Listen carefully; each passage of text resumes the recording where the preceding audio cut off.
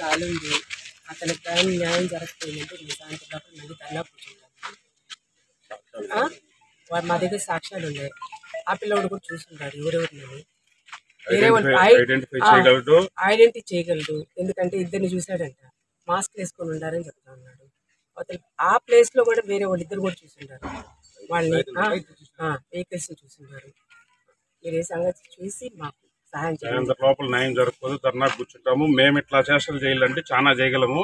కాకపోతే ప్రజాస్వామ్యంలో ధైర్యం ఉంటే ధైర్యంగా ఎదుర్కోవాలి. ఇట్లా చెత్త పనులు చేస్తే ఆడవాళ్ళు 2 days నుంచి తిరుగుతున్నాం. మా ఫ్యామిలీ ఆడవాళ్ళు అందరం బయటకు వచ్చి అది మమ్మల్ని చూసి ఓర్పలేక ఇలాంటి చేష్టాలు చేస్తారా ఎవరైనా? చింతలోడు దుర్మార్గుడు అని నాకు చిన్నప్పుడే తెలుసు. మా మామ చెప్పాడు, వాడు ఒక దుర్మార్గుడమ్మా అని చెప్పారు. ఇప్పుడు అది నిజమైంది. నేను ఇన్నేళ్ళుగా బయటపెట్టలేదు.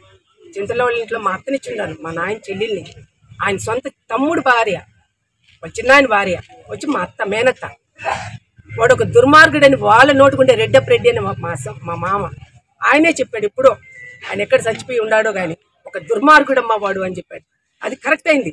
నువ్వు పడిన ఇల్లు ఎంత మంచి ఫ్యామిలీ అమ్మా అన్నాడు. ఇంత దుర్మార్గుడా అండి? నేను ఇప్పుడు దాకా ఇంత మీడియా ముందుకు ఇప్పుడు దాకా రాలేదు. వాళ్ళ మీద ఇప్పుడు చెప్పాల్సి వచ్చింది.